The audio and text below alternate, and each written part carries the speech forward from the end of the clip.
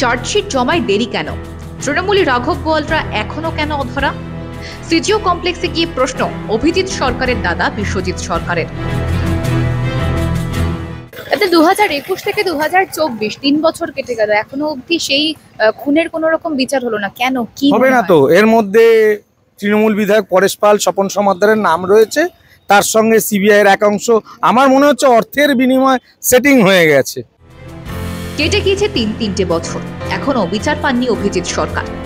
কাঁকুরগাছি এলাকার সেই বিজেপি কর্মী যাকে খুন হতে হয়েছিল ভোটের কাউন্টিং চলাকালীনই। তদন্তভার সিবিআই এর হাতে, কিন্তু সেই তদন্তে খুশি নন মৃত অভিজিৎ সরকারের পরিবার।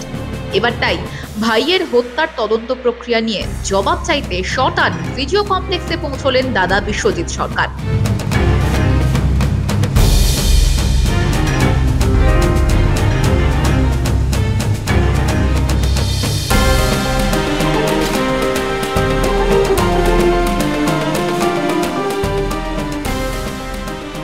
মিনিট 20-25 পর বেরিয়ে এলেন, জামায় ভণ্ড লেখা একটা পোস্টার।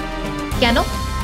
কি এমন কথাবার্তা হলো ভিতরে যে তাকে সিজিও কমপ্লেক্স থেকে বেরোনোর সময় ভণ্ড লেখা পোস্টার গায়ে বেরিয়ে আসতে হলো?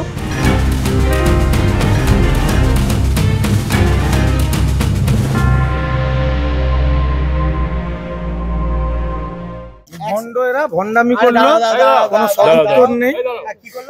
ভণ্ড এদের কোনো কথা তো মানে বুঝলাম না আমরা। আমি একটা কমপ্লেন দিলাম যে আপনাদের অফিসে আসামির উকিল বাবুরা একটা পিটিশন দিয়ে গেছে, বেল পিটিশন, তার টাইমও ফিক্স করেছে, এখান থেকে রিসিভ হচ্ছে, অথচ কোর্টে সিবিআই যাচ্ছে না, আসামিদের বেল হয়ে গেল। একদিন আমি বুঝলাম, পরপর 4টে ডেট কি করে হলো এরকম? সে নিয়ে চিঠিও দিয়েছি, কোনো সদুত্তর নেই। আচ্ছা আপনারা বলুন তো, তাহলে ভণ্ডামিটা কে করলো? অর্থের বিনিময় কি সেটিং চলছে? যিনি রিসিভ করলো তাহলে তিনি নিশ্চয়ই অফিসারকে দিল না, অথবা অফিসার নিয়ে পিপিকে দিল না। তাহলে জালিয়াতিটা কোন জায়গায় হলো? কে অর্থের বিনিময় সেটিংটা করলো? এই 3 জনের বিরুদ্ধে কেন সিবিআই এখনো ব্যবস্থা নিল না? কেন এতদিন পরেও চার্জশিট জমা পড়লো না? সিবিআই কি তবে তদন্তে ব্যর্থ, নাকি দুই তৃণমূলী রাঘব বোয়ালের নাম রয়েছে বলে কিছুটা ঝিমেতালে চলছে সেই তদন্ত প্রক্রিয়া, নাকি ইচ্ছাকৃতভাবেই মামলাকে লঘু করার চেষ্টা করা হচ্ছে? শাসক দলের কোনো মদত রয়েছে কি? কি জানাচ্ছেন মৃত অভিজিৎ সরকারের দাদা বিশ্বজিৎ সরকার? আমি বলতে এসেছিলাম, এই যে ঘটনাটি ঘটালো এই সিবিআই দপ্তরের ভেতরে ঘটেছে, তো এই ঘটনাটার মধ্যে দায়ী কে? যিনি রিসিভ করেছেন তিনি কি অফিসারকে দেননি? মানে অর্থের বিনিময়ে একটা সেটিং করে, নাকি অফিসার সেটিং হয়ে গেছে পিপিকে দেয়নি, নাকি এই 3 জনেই সেটিং? সেটার বিচার তো কিছু করবে, একটা তো কোনো আমি রাস্তা দেখবো। অফিসার যেখানকার সেই রয়েছে, এখন দেখলাম যিনি রিসিভ করছে তিনি এখনো রিসিভ করছে, তাহলে ভুলটা কে করলো? বিচার কি হলো?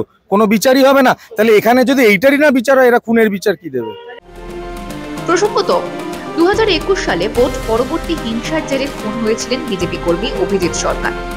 21-এর বিধানসভা ভোটের ফল প্রকাশের দিন 2রা মে কাঁকুরগাছিতে খুন হয়েছিলেন বিজেপি কর্মী অভিজিৎ সরকার।